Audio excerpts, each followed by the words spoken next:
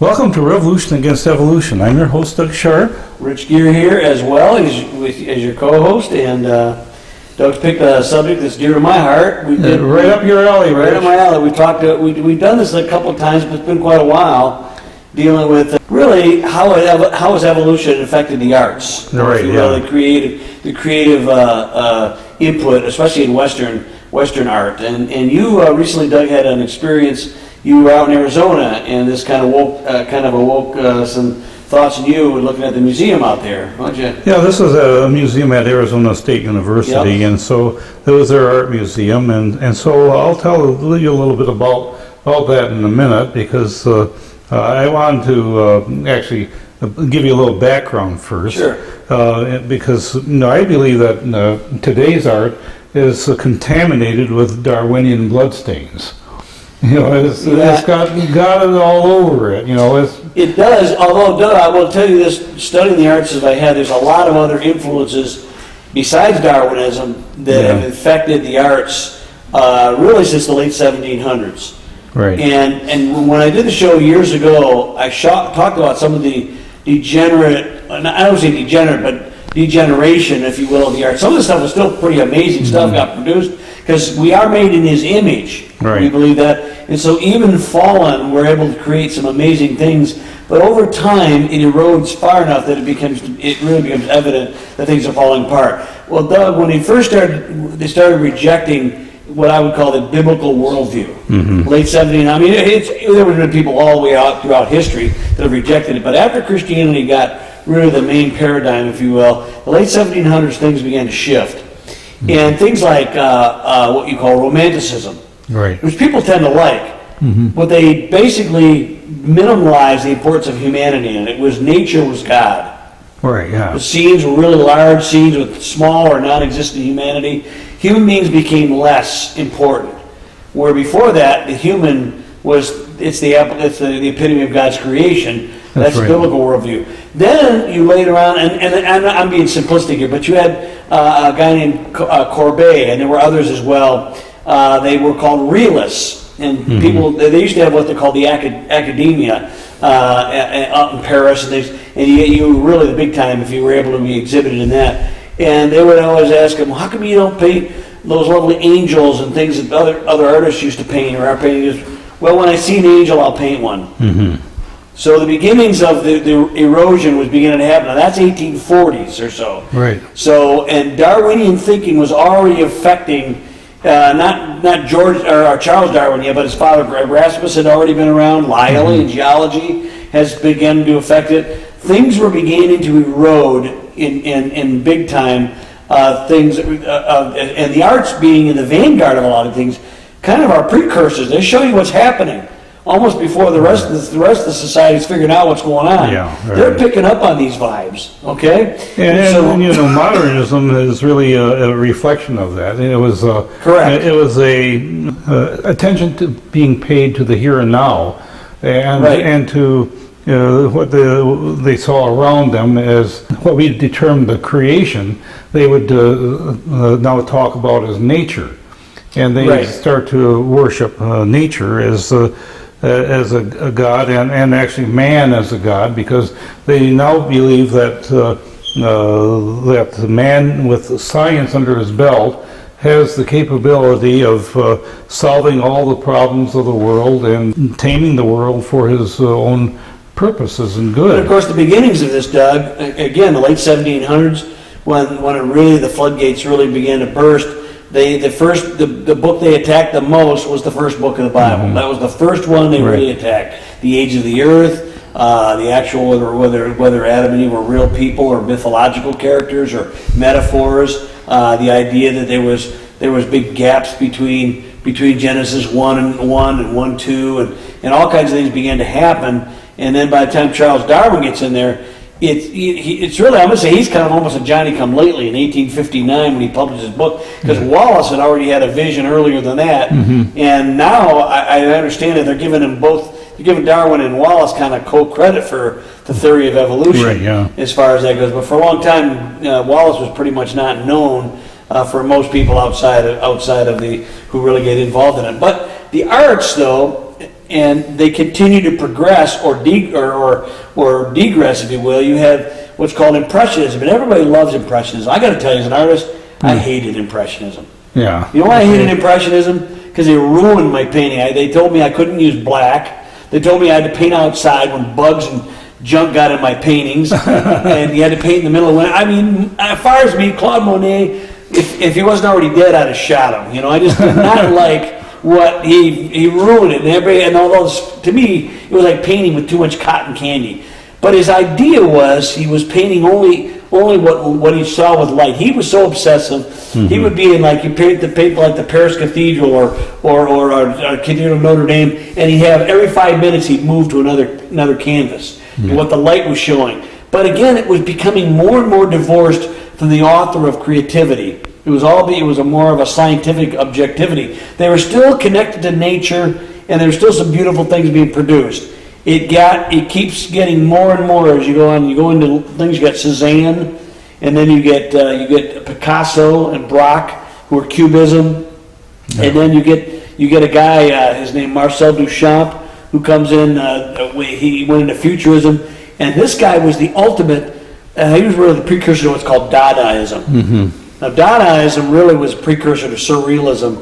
I think that came first. It's been a while since I've studied this, but. How they come up with the name Dada? It was a Paris phone book or something. They put their name down, some name, and it was Dada. So that it was basically a nihilistic movement. Right. It was nihilism. Nothing really was of any importance or value. It was really it was a very very negative kind of a thing, Doug. And the idea they still were producing things, but I studied Marcel Duchamp. He stopped painting in 1912 or 14 or something like that. The last 50 years of his life, he played chess. He didn't produce anything. And this is the results of some of this stuff. We're like 100 years past that now, and you saw some of the results of some of that comes because after World War II, we have really what we go from the break from modernism to postmodernism with Sartre and Camus and all these guys coming in there, and it was a very depressing time. It's a reaction against modernism, which is the hope that man can solve all his problems. And right. Now what they see is, is after World War II with all the death and suffering and atomic bomb and everything that took place during that time. Now there is a sense that man and his technology is the enemy. And it was the opposite, where progressivism and modernism, science was the savior. Right. And then you realize science is basically not. Of course, we as a Christian, as a creationist, understand because of the fall of man, things can be used for evil as well as good. That's right, yeah. And because of the nature of man, things like nuclear energy, which can be used as a great boon to mankind, can also be used to destroy mankind with nuclear bombs and whatnot. Same thing with all kinds of stuff we do. The Lord had given man dominion over the earth. Are you going to be a good steward, or are you going to destroy the earth? And of course, I find it ironic, Doug, that most of these people, the arts, there's no exception. Whether it's music, painting, because it's very obvious. Some of the strongest people for environmental activity are the biggest atheists around. Right, yeah. And because Darwinian people, and it's really, to me, very contradictory kind of thinking. But then again, in postmodernism, irrationality is rational. I mean, that's really what it amounts to. Things that make no sense, if you really think about it, in a biblical worldview, there's thesis and antithesis. Mm-hmm. If this is true, then this really cannot be true. If the opposite cannot be equally true. You know what I'm saying? Yeah. But in postmodern times, that is the case. Yeah, they say that there is no truth, and that by itself is contradictory, because if it is true, it's false. If it's true, it's false. And this is the whole idea, Doug, because what's happened now, we've got almost postmodernism. In other words, we've got people realizing you can't live in postmodern. Yeah, right. We were not designed by the Creator to live in a negative. We know the world's broken. We know the world's fallen. We know there's evil. But the fact of the matter is we also know it was subjected to futility with the hope. And we had a Redemptor that had come to give us the first fruits of that hope. In Jesus Christ, He came to deliver us. He said there was a creation, it was broken. He came to undo the effects of the curse. spiritually first, and ultimately it will be remade physically. But in the meantime, the arts keep going down this road of atheism, or when they reject atheism because they can't live there, Right. they'll find other philosophies or religions, like theosophy was really big with Kandinsky. I think we also Mondrian. Some of these people went into they go into other kind of religious things, New Ageism. There's a lot of New Ageism in arts now, because there's a vacuum left that atheism can never fill. Right, yeah. Can never fill it. And it's you basically, who are those people who are honest, Doug, about Darwinian thinking, they admit it's the rot that destroys the fabric of civilization. So it really is. Let's get back to Arizona State University. All right, so we're ready to go there now. What did you see there? Well, when we took our grandchildren there, and here we were going to go to an art museum where we could see some beauty, some something that has some meaning, some purpose behind it, something that would be inspiring, something of that sort. And so we go to this place, and there's a couple of cowboy booths, big 6 foot tall cowboy booths out in the front.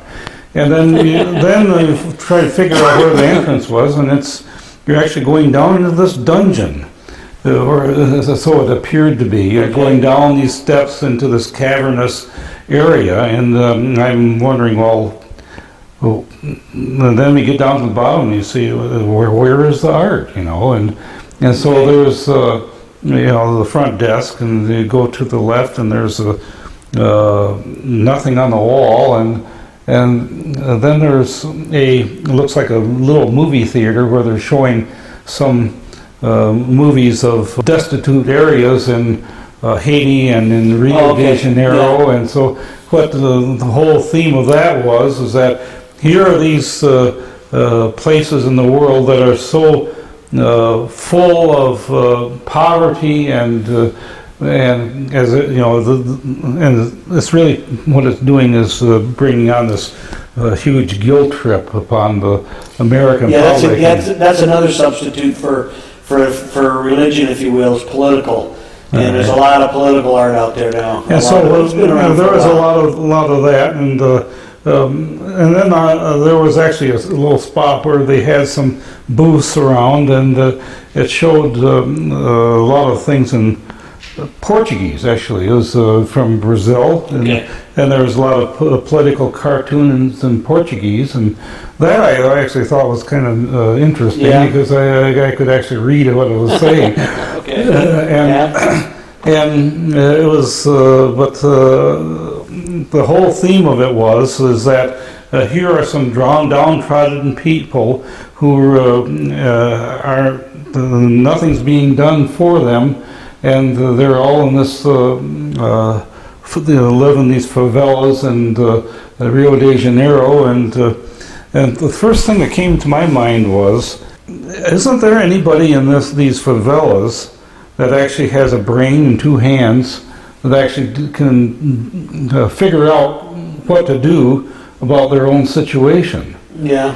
There's a lot of people who are caught in this little cycle of poverty, and but I know there are people that have been in abject poverty of that sort, and have gotten out of it and done something with their life, and built a business, and become prosperous, and or become doctors and lawyers and people of that sort. Where they've actually become prosperous in their lifestyle, and so the theme of this just seemed wrong to me. And then the other thing that I noticed is there's another gallery up on and that was pretty much the first floor gallery. The second floor gallery, we went to this room, and I again looked for art on the wall, and there really wasn't any. It was all on the floor. Okay. And and so they had a bunch of string triangles and squares and things of that sort that looked like string art, and in the middle of it was a piece of obsidian or a piece of rock or something like that, and apparently that was supposed to mean something. I couldn't figure out what it meant. You couldn't figure it out, yeah. And then I noticed that on the wall there was, which I didn't think there was anything. I looked a little bit closer, and there was about 1,000 strings hanging from the ceiling all the way down to the Oh, I've floor. seen stuff like that before. and hanging on the bottom of it was a little tiny, it looked like table legs. What? It looked like, from model furniture or something like that. Okay. Where doll furniture? Doll furniture. Okay. Yeah, and so there was just 1,000 of these, and the question in my mind, well, what does this mean? And then the other thing that I saw was there's a display of, and most of this was Latin American art or part of this, and they had all these Chichen Itza type of demigods, Oh yeah, because when I was down in Central America with the Mayan, a lot of the. And so what they had in this display was the picture of the god and its reflection, or anti-reflection. It actually didn't quite work. Okay, all right. And so the question here is that they didn't create any art or anything original. They only copied something that was already out there, and then and reflected it in their own way. And so if you want to get a reaction, well, my reaction was, well, what is this? This is. By the time, years and years ago, probably about 30 years ago, Doug, I went into Michigan State, and there was this thing hanging on the wall. It wasn't a wall, but it was. If it was, you call it a painting, no, it looked like a drop cloth with all the stains and paint, and the canvas that wasn't square, it was broken up, and it was on the wall. It was all this scumbled up mess. It looked like something from a construction site. It was hung on the wall, and I go, well, that's kind of the ugliest thing I've ever seen. And the guy says, well, but he got a reaction out of you. I said, well, good, then let's burn it and be done with it. That's a good reaction. I mean, I wasn't going to do that, but what I'm saying, if negative reaction, it reminds me of like a spoiled child who basically acts up just to get attention. Right, yeah. Take negative attention rather than no attention. I understand that to some extent, but when you get to be an adult, when you start learning how to produce things, there is something about craftsmanship. I have a theory about art. To me, art is a combination of craftsmanship and idea. Right, yeah. Where when I was going through this back 20, 30 years ago when I graduated from college, they had a movement called Art as Idea. And the nihilism had gotten so strong, Doug, they just basically talked about what they were going to produce. But they wouldn't produce anything because they didn't want to sell out. And then, dude, there are things that were typewritten off. They would get the markers would put them in a frame, and they'd sell those things anyway. But it was the idea that you didn't produce anything. I said, well, Marcel Duchamp did that 70 years earlier, or 60 years earlier at the time, whatever. And basically, nihilism is the antithesis of the artistic creativity, the artistic, desire or urge to produce something out there. Because again, Doug, the Genesis account says we were made in His very image, and what is one of the things it tells you He did in the very beginning? God created the heavens and the earth. He's a creator. And art, that's what art should be, is you're emulating your creator. He's a creator. Giving him glory by producing something that is beautiful, something that has meaning. Of course, they'll say, well, what's beauty? Beauty is the eye of the beholder. There's some truth to that. Some people like certain things, and some people like other things. I understand that. Some people I love El Greco, for instance, but it's very strange compared to some of the other guys. And then, you look at Rubenesque women, they're really pretty chunky, you know what I mean? So, whether you like those figures or not, but his artisanship cannot be questioned. And so those are the kind of things. You look at Doug, even later in the 1920s, as early as that, Darwinian thinking had already infected, but the alienation, an artist named Modigliani, these elongated, they're kind of cool looking, but you could just really, it's like it's a world that's lost. Mm-hmm. You're It's right. a world that's lost. Okay, you talk about the arts. You know, people raving about. There's a TV show called Game of Thrones, and I go, boy, it's pretty raunchy. And I'm saying, but the thing about it is, it reminds me the effects are very well, the stories are well written, but it's Tolkien without Christianity. Yeah. It's very obvious that that's what's happened to the world. And Doug, they say well, they're moving on, and they're not producing beauty anymore. They're producing enmity and strife and nihilism and destruction. But the urge in us to create is still there. So there's still, it's almost like, okay, yeah, they're producing stuff, but instead of producing food, they're producing puke. And this is what happens. Yeah. It stinks, and you can't, and you don't want to eat it. And that's the kind of art sometimes that gets produced. I mean, it's a strong word, I know, because despite the fact of all this, I would say the divorce from the Creator. You know, I think C.S. Lewis were called the Great Divorce. You know, Yeah, right. in a sense, when the mankind begins to separate himself from the source of inspiration, his inspiration is going to become darkened. And right now, Doug, we see it in all kinds of areas, whether it's political, social, the arts, the sciences. Cynicism is lauded, it's promoted. And things like Doug used, oh, I want beauty. Oh, who are you, you old fuddy-duddy? Right, yeah. You're nothing, because cynicism is cool. You know? Well, here's something else. If you take like music, you have major chords and minor chords, and major seventh chords and minor seventh chords. Some of these have a little bit of discord in them. But the little bit of discord sometimes creates a beauty that isn't, because it makes your mind think a little bit. Okay. Yeah, dissonance in music. And so in a lot of sense, if you have something in a painting, for example, that seems out of place, well, that brings a little bit of interest. Sure. In a piece of painting, and we're not talking about, it's because I'm saying despite the nihilistic negativity or atheism or Darwinian, the urge to create sometimes produces some neat things despite that. But it is despite it, okay? And that's the reality. And sometimes people who are connected to the Creator can produce schlock. Okay, there's no doubt about that. There are gifts and talents. Some people are just better than other people, and even they're bad. Sometimes the bad guy can produce stuff better than the guy who really wants to do something beautiful, and it's just schlock. It's just not that good. But the greatest artists in the past, musically, look at it. I mean, Handel's Messiah is still played every year. oh yeah, Okay, and I got to tell you, the Hallelujah chorus I love. And there's a couple other tunes in it, but some of that stuff I don't care for at all.